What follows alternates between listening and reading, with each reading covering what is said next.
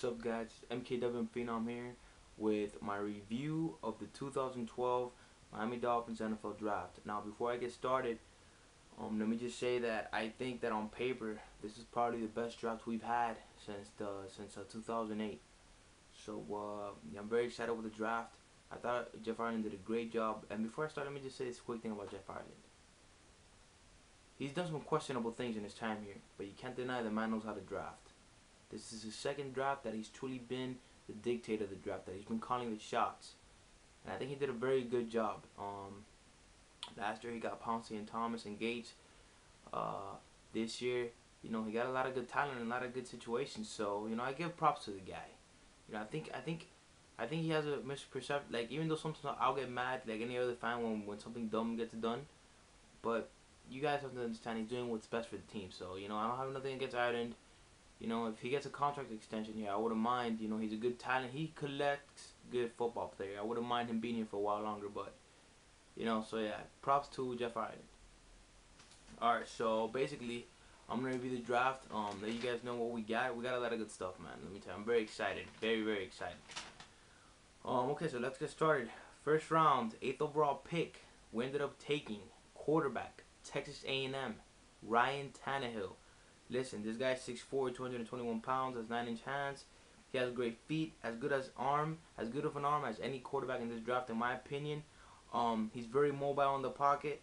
He played with bad receivers, and that hurt his stock a lot. As receivers, if you look at his film, like 3 or 4 of his picks were ricocheted off the receiver's hands, a lot of dropped passes.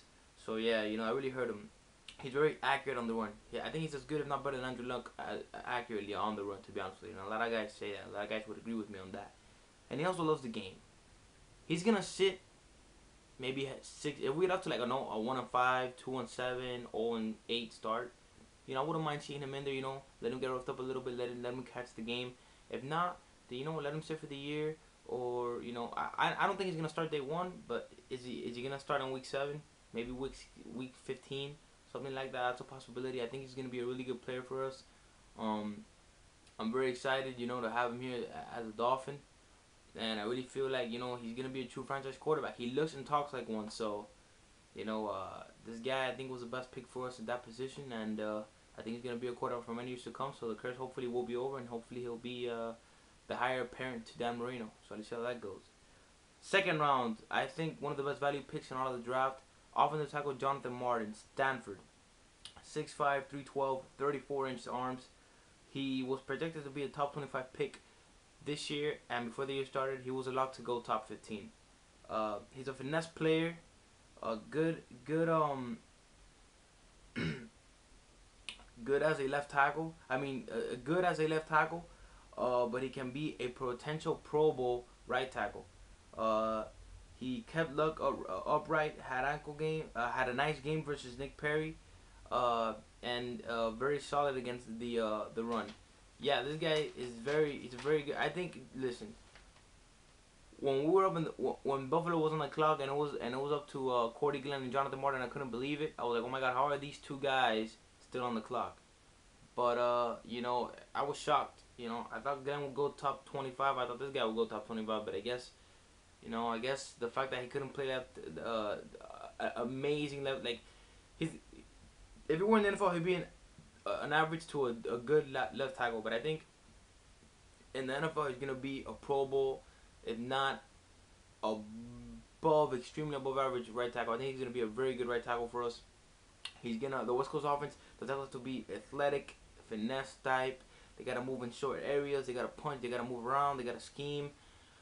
So yeah, I think he was a great pick for us, and I think he's a beautiful fit for what we're gonna do here. I think it was a steal. I think it was one of the best steals of the draft.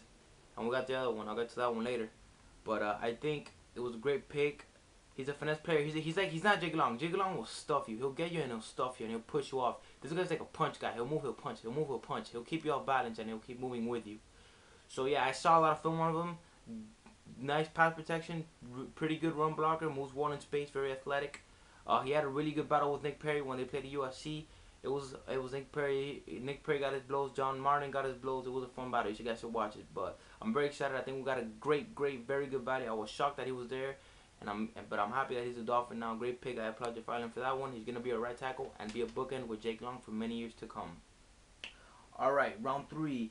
Defensive end, Olivier Vernon, Miami. We got a U player finally since Vernon Carey, baby. This guy right here, 6'2", 261. He had a 4.68 40. Good motor. I think it was a slight reach. I think we could have gotten him in the 4th round. He can be a Langford type for us, basically. Hopefully, he could be a kind of Langford type player for us, and hopefully that's what he does for us, and provide good pass rush opposite Cameron Wake, and also gives us good defense, good depth down the line. Our other 3rd round pick, Michael Egnew, tight end, Missouri, 6'5", 252, running 4.62, 6'5", and he ran 4.62, guys. Very good receiver. Evans Bulk could be one of the better all-around tight ends. Played with very bad quarterbacks in 2011. Listen, this was an All-American tight end in 2010 with Blaine Gabbert.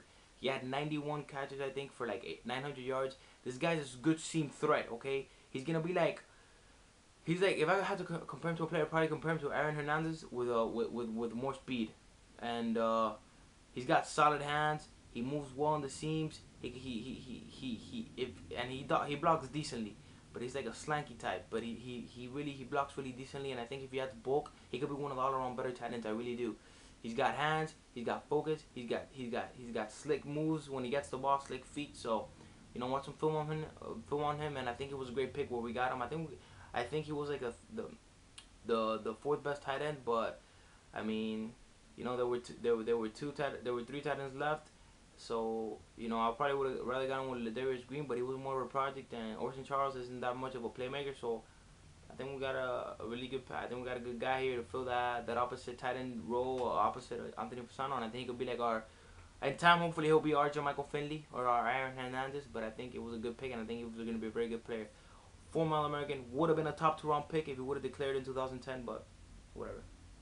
Now we go to the 4th round, guys. For sure, without a shadow of a doubt, this was probably the steal of the draft. Running back, Lamar Miller, 40 of a 4.38. Okay, 5'11", 212. Steal of the draft.